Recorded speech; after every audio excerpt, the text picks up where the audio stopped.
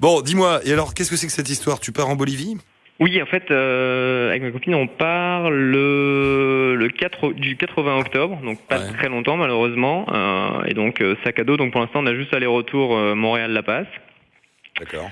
Bon, j'ai regardé bien sûr ce qu'il y avait à faire. J'en ai discuté avec des amis qui avaient visité la Bolivie à sac à dos aussi il y a de cela 1 ou 2 ans. Et en fait, on m'a envoyé un mail avec un lien du alors, ministère des Affaires étrangères, je crois, qui était mais absolument mais flippant parce que concrètement, on s'est dit, ok, on part ou on part pas. À C'est-à-dire, ce point-là, ah ouais. ah oui, oui, non, mais je me suis dit, c'est la Bolivie, c'est pas la Colombie ou Bogota, enfin.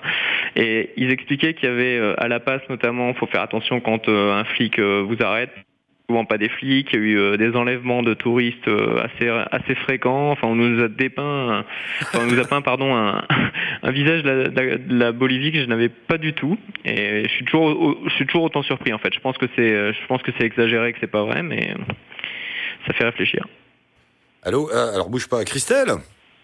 Vincent. Qui est là? C'est Christelle ou Vincent? Vincent? C'est Vincent. Salut Vincent, bienvenue dans l'émission Salut. une nouvelle fois. Oui. T'es où Vincent là? Vous êtes où, Christelle et toi et les À enfants? Cusco, au Pérou. Vous êtes au Pérou? On est à Cusco, ouais. D'accord. Bon, attends, on va revenir là-dessus dans un instant. Je te présente Nicolas qui est tout droit vers le nord pour toi. Ouais. Oui, j'ai écouté la conversation là jusqu'à présent. Voilà. Et Bonjour Nicolas. Bonjour, ça va bien? Vincent et Christelle, donc ils font toute une balade. Peut-être que tu les as déjà entendus dans l'émission avec vos deux enfants, hein, les deux gamins. Oui. Dans le monde entier, ils nous racontent de temps en temps ce qui se passe. Et il y a pas très longtemps, vous étiez en Bolivie tous les quatre. Oui, on a fait un petit tour de la Bolivie. Alors, qu'est-ce que c'est que cette histoire? Ça craint? C'est... Bah écoute, nous on y est resté 3 semaines, un mois. Ouais. Et on a été à Santa Cruz, à La Paz, dans le Lipez. Et on n'a pas eu de soucis particuliers. Donc je suis allé regarder là sur le site du ministère. En effet, c'est un peu alarmant ce qu'ils écrivent, mais concrètement, quand tu te balades en respectant quelques règles de comportement et de prudence, t'as pas un sentiment d'insécurité. C'est pas Beyrouth en pleine guerre. C'est calme, quoi. C'est tranquille. Mais tu penses que vous avez eu de la chance ou c'est exagéré? Je pense qu'il y a, en fait, c'est pas qu'on a eu de la chance, c'est que tu peux avoir de la malchance. Je dirais comme partout, à Paris, tu te promènes, si tu fais le couillon, tu peux avoir un peu de malchance, même sans, voilà, juste comme ça. Mais c'est surtout, non, enfin, globalement, ça se passe bien. On a croisé pas mal de monde et on a entendu une ou deux histoires comme ça, mais rien de particulier. Mais vous avez croisé d'autres personnes sur la route qui se baladent, il y a du monde. Ouais. On a croisé d'autres Français qui ont fait des voyages, qui étaient dans la Bolivie, qui ont fait un tour en Bolivie. On a eu une histoire à Santa Cruz, mais bon, bah là voilà, c'est la faute à pas de chance. Puis ça s'est bien passé, ça s'est bien fini. Et sinon tout le reste c'est calme. Hein. Il n'y a pas de grêle, il n'y a pas de braquage en série, il n'y a pas d'un gangster à tous les coins de rue, il n'y a pas tout ça. Enfin, on va quand même pas jeter complètement la pierre au ministère des Affaires étrangères. S'ils mettent ça, c'est qu'il y a eu des problèmes, quand même. C'est qu'il y a une raison. En tout cas, moi, en fait, moi, je te donne mon témoignage de la famille qui est passée là. Après, eux, ils ont d'autres infos que nous, on n'a pas. Donc, je sais pas quelles sont leurs infos et comment ils communiquent. Simplement, nous, notre témoignage, on y était il y a 15 jours. C'est celui-là. Après, ça à mettre en relief avec d'autres témoignages et puis avec ce que peut dire le ministère, avec tout ça. Puis Nicolas fait son avis. Nicolas, pardon, sur le site du ministère, ce dont il parle surtout, c'est quoi? C'est les enlèvements, non, de touristes? Là, je l'ai même plus en tête. J'ai lu ça en fin de semaine dernière. Mais oui, il y avait des enlèvements, des choses comme ça. Mais alors, vraiment, j'étais plus que surpris parce que comme j'ai discuté avec des personnes qui avaient visité la Bolivie au cours des années passées.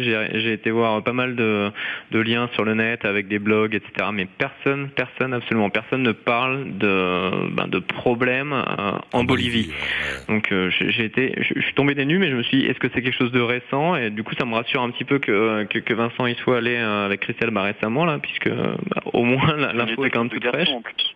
Pardon. Avec deux gamins, ouais. On y était Oui, avec en plus, de 7 ans, donc tu vois. Ouais, vous prenez pas de risque, vous, avec vos enfants. Non, on est plutôt tranquille quand on voyage. Ouais. D'ailleurs, Vincent, je peux te poser une question par rapport à l'hébergement en Bolivie. Est-ce que les possibilités chez l'habitant sont nombreuses quand tu sors des grandes villes?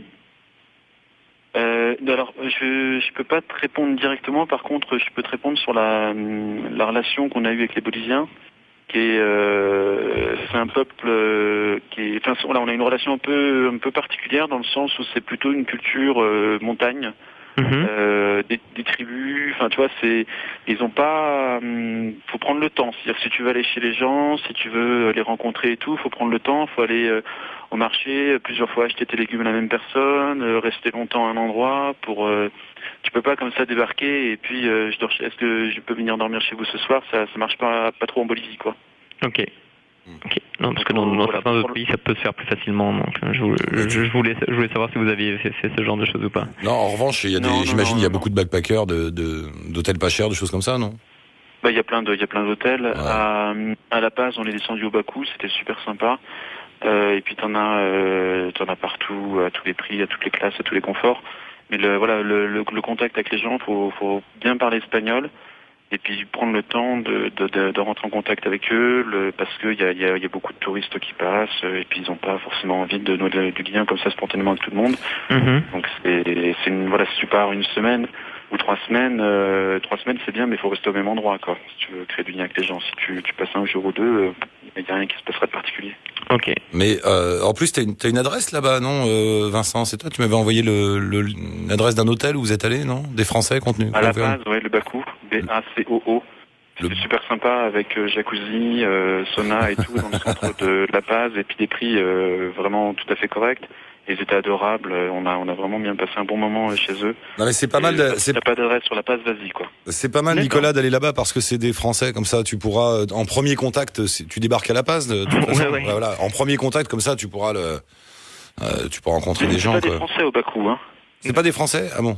Non, c'est pas des Français, mais par contre, on a passé un super moment, ils sont super gentils, et ça fait une bonne entrée dans le pays, dans des bonnes conditions, avec des gens sympas, et un hostel confortable, c'est agréable. BACOO, c'est ça, hein, l'hôtel. BACOO, voilà. L'hôtel Bakou à La Paz. Internet, bakouhostel.com. Voilà. J'ai noté. Nicolas, Super. il n'y a plus qu'à Faucon, t'y vas. Ben, parfait. De toute façon, c'est prévu, on a les billets qui sont pas échangeables de toute façon, donc. Et tu nous appelles de là-bas. Ouais, ou j'enverrai un mail en donnant un numéro parce que je sais pas comment ça fonctionne le téléphone. Non mais t'envoies un petit mail à Anka et puis avec le numéro du Bakou Hôtel et on te rappelle nous. De toute Il y a façon. un Français qui travaille aussi là-bas, c'est vrai. Il y a un Français là-bas, d'accord. Bon, Il y a un Français qui bosse là-bas. Ok, Nicolas, en route pour la Bolivie, puis tu nous racontes. Ben parfait, ben merci encore. Bonne route. Ouais, de rien. Vincent, Christelle, on n'aura pas le temps. Vincent, Christelle, on n'aura pas le temps de poursuivre ce soir parce qu'on a beaucoup de monde.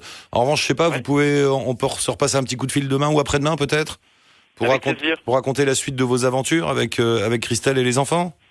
On voit ça avec Annika. Ouais, je te repasse Annika et ouais, je crois que demain il y a du monde déjà, mais peut-être jeudi, ouais. Ok, ça marche. Ça marche. Merci beaucoup, Ciao, merci Vincent. salut. Merci pour le coup de main et puis à très vite.